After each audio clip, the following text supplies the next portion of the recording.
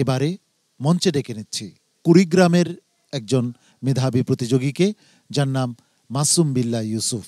এসো কোরআনের আঙিনা, এসো শান্তির মোহনা। আসসালামু আলাইকুম ওয়া রাহমাতুল্লাহি ওয়া বারাকাতুহু। ওয়া আলাইকুম আসসালাম ওয়া রাহমাতুল্লাহি ওয়া বারাকাতুহু। আউযু বিল্লাহি মিনাশ শাইতানির রাজীম। বিসমিল্লাহির রহমানির রহিম। وكتبنا عليهم فيها أن النفس بالنفس.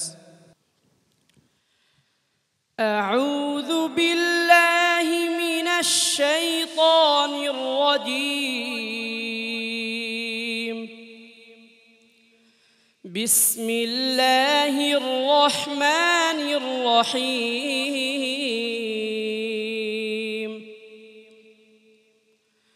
وإذا كنت فيهم فأقمت لهم الصلاة. আবার বলো, খেয়াল করে পড়ো।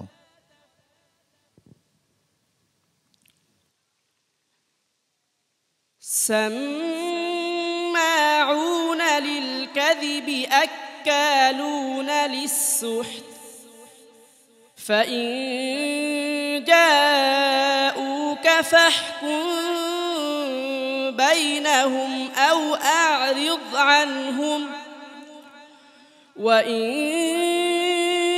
تعرض عنهم فلن يضروك شيئا وإن حكمت فاحكم بينهم بالقسط إن الله يحب المقسطين.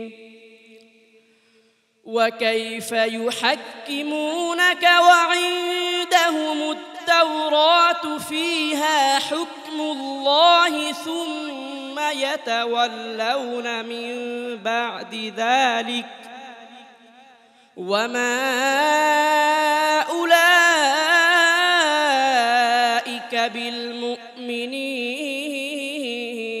بالمؤمنين. إنا أنزلنا التوراة فيها هدى ونور يحكم بها النبيون الذين أسلموا للذين هادوا والربانيون والأحبار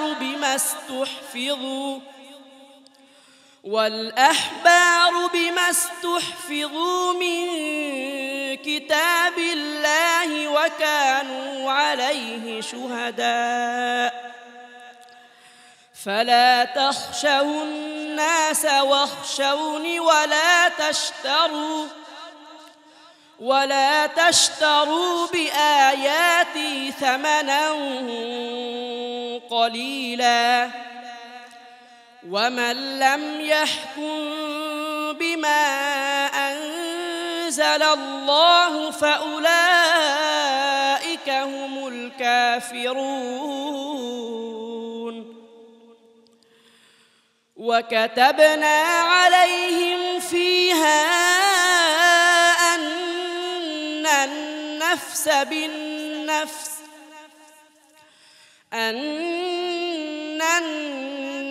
بالنفس والعين بالعين والأنف بالأنف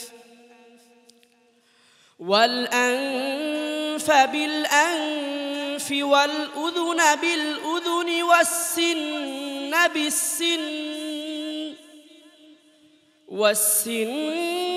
بالسن والجروح قصاص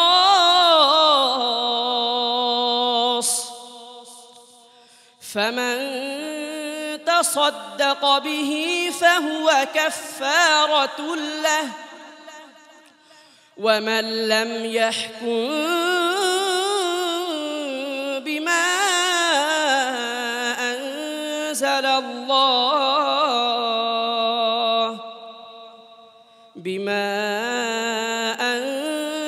الله فأولئك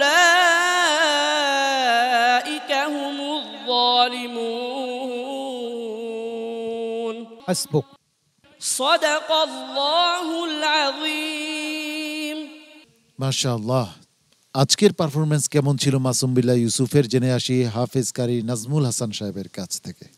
এই পর্যায়ে এসে তার সুরের ক্ষেত্রে আরও মনোযোগী হতে হবে, কারণ অন্যদের সাথে পার্থক্য খুব কম, সামান্য পার্থক্যে পড়ে যেতে হবে।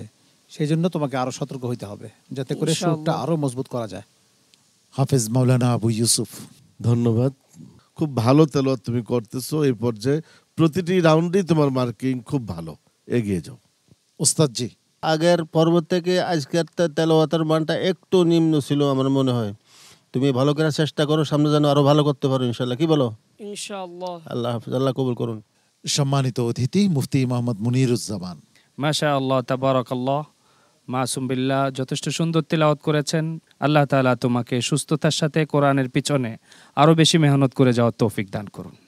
মাসুম বিল্লাহ ইউসুফ, তোমার জন্য অনেক অনেক শুভকামনা রইল। আল্লাহ রাব্বুল আলামিন তোমাকে অনেক বেশি সফল কাম করুন।